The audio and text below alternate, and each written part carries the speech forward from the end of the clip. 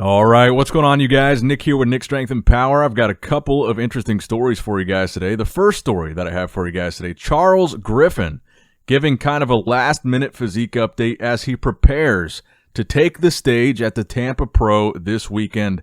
And Charles, in my opinion, looks fantastic. I've said this many, many times. I believe he's a serious underdog in this show. And he was another name that was not included on that Tampa Pro initial list that came out.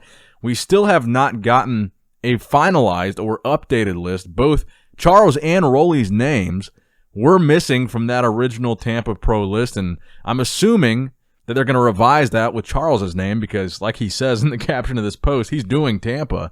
He says, final workout done here in Minnesota. We're headed to Tampa in the morning. So Charles Griffen, I think he's the real deal, and I think a lot of people are going to be surprised with how good Charles looks at this show this weekend. And I'm really excited to see Charles take the stage. And again, one thing that I'm still looking for is at some point, I'm assuming we're going to get a revised competitor list, and I guess we'll know for sure when that comes out whether or not Roelly is competing. Now, speaking of Roelly has been basically completely silent on the topic of whether or not he's doing Tampa. Again, we got confirmation that he is doing the Europa Pro in Alicante, Spain, which is like a week or two after the Tampa Pro, so it wouldn't conflict, it wouldn't prevent him from doing the Tampa show. But Roelly hasn't said anything confirmed or denied that he's doing it. Again, his name is omitted from the list, and unlike Charles, he hasn't posted anything confirming he is doing Tampa. Besides his initial post, he did post right after Chicago that he was going on to Tampa, and then it was announced that he was doing the Spain show. But if you look at his Instagram, one of his most recent posts from less than a day ago, he's back at Oxygen Gyms in Kuwait. Now, I don't know. I would think that if he were doing the Tampa Pro in a few days, which is just like a week after, well, 2 weeks after the Chicago Pro, I would have thought he would just stay in the States. Or he would be in the States already if he had went back. If he's competing in a few days in Tampa, I would think he would already be back here. Or like I said, just stayed in the States all the way through. But it looks like he's back in Kuwait, back at Oxygen Gym based on this recent training post this video that he posted.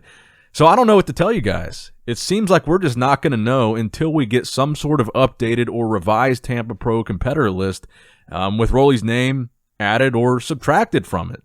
Because if we get a new list and they've added Charles' name because he's clearly competing, but haven't added Roelly's name, I guess that will be our confirmation, and hopefully we do get that before the actual show. Now, I will show you guys that list one more time. This is the list that they put out, the IFBB put out.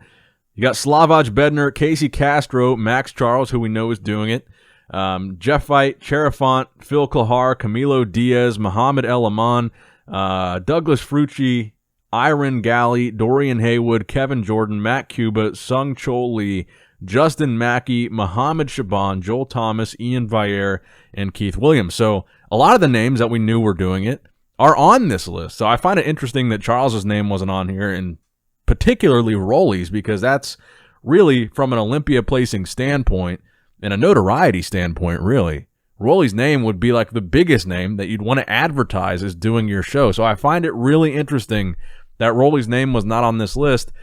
And I don't know, we might not see him on stage at Tampa. And as of the time that I'm recording this video, days later, there is still no updated list. There is still no Roelly's name anywhere to be seen associated with Tampa. And to be fair, this does happen sometimes. Sometimes they come out with incomplete lists, which I don't really see the point in doing so. But sometimes they do, and sometimes they add names to the list. But I would think the point of posting an early list like this would be to advertise and draw hype for your show. And with Roelly being one of the biggest hype names in that show, I would think they would want to put out the list with Roelly's name on it. It kind of defeats the purpose to put it out with Roelly's name not on it if he's doing the show, right? Personally, I think it's starting to feel like he might not be doing the show. That's kind of where I stand on it. And it would make sense because in that Spain show, he has the opportunity, a better opportunity, in the sense that the top two at that show will both earn qualifying spots for the Olympia. So the odds are much better in Spain than they would be in Tampa. So maybe he found out about that show and said, hey, I'll do that. I'm not doing Tampa. And that show would give him a little bit more time to go back to the drawing board and try to improve. Now, next up in the news, let's talk about Regan Grimes. Regan Grimes, a young up-and-coming bodybuilder. I'm a huge fan of his physique. He posted this physique update. He's getting ready for the Olympia. Like James Hollingshead, Regan qualified really early on for the 2021 Mr. Olympia. Last year, at the 2020 Mr. Olympia, Regan did not have the showing that he was hoping to have. Regan wound up taking 15th place, which is second to last at last year's Olympia. I don't really know what went wrong with Regan. To me, he looked a little bit small. He looked a little bit downsized in a field of men's open bodybuilding. I think he got out-muscled and his conditioning was a little bit off, but he just didn't look to be on the same size level as these men's open guys, and I think that was a big reason why he got knocked down to 15th place. And going into the show, we were talking about him as a serious top 10 threat, but that was not the case. So the question this year is, will something be different for Regan Grimes? Going into this show, Regan Grimes has had the luxury that James Hollingshead has had of having basically an entire year, more than a year, to focus only on one show, the Olympia. He doesn't have to worry about qualifying. He doesn't have to worry about competing in anything else. Regan has had the luxury of taking this entire time to focus on doing better at this year's Olympia. And make no mistake about it, that is a tremendous advantage that James and Regan both have. That is a huge luxury, and it takes off a lot of stress, and it makes it easier for them to peak for the right show. Because that way, especially some of the guys doing the Arnold, it's hard to peak for two shows, especially when they're that close together, the Arnold and the Olympia, like 2 weeks apart. So some of these guys might peak for the Arnold and might not peak for the Olympia, or vice versa.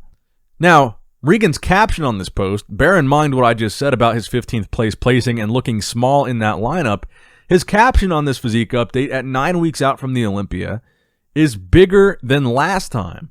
So to me, that says that Regan acknowledges that he was small in that men's open lineup. And he acknowledges that maybe over this time that he had, this extra little time advantage, he used that time to put on some size. And in these pictures, he does look big. He looks good in pictures. And I thought going into the Olympia last year, he looked good in pictures. And I'm very curious to see what will happen with Regan Grimes this time around on the Olympia stage.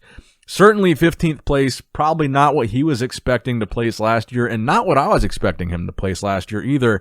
I'm really hoping to see a much more dangerous version of Regan Grimes appearing on the Olympia stage this year.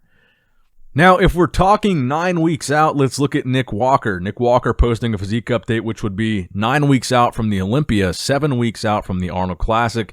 I think Nick is looking phenomenal. Nick recently said that he had two goals for his bodybuilding career. One was to win the New York Pro on the first try, and two was to win the Olympia on the first try. And he said he's already done one.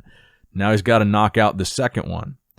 So he did what he said, or he did what he wanted to do in winning the New York Pro on his first try, and now he says he's going to win the Olympia on his first try. Now, I'm a huge fan of Nick Walker's physique, and I think in the Arnold Classic lineup, he's a serious contender for one of the top spots at the Arnold. I think it is in the realm of possibility that Nick Walker could be in the top 3 at the Arnold. Potentially, it's in the realm of possibility to win the Arnold Classic. That's not out of the question. Now, as far as winning the Olympia, I don't think that's going to happen. Now, I'm not trying to discourage him. If he does win the Olympia this year, fantastic.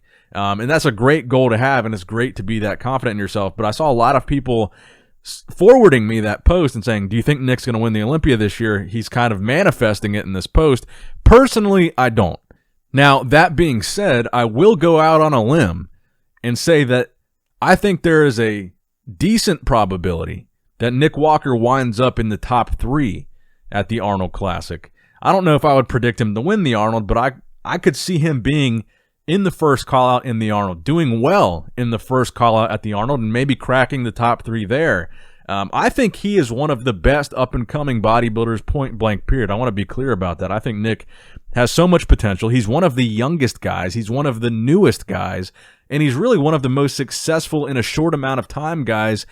I'd say next to Hunter Labrada. Him and Hunter are really kind of neck and neck with winning these shows and putting together these really impressive packages so early on in their careers. Nick and Hunter, I think, are the future of bodybuilding. So me saying I don't think he's going to win the Olympia this year doesn't mean I think he could never win the Olympia.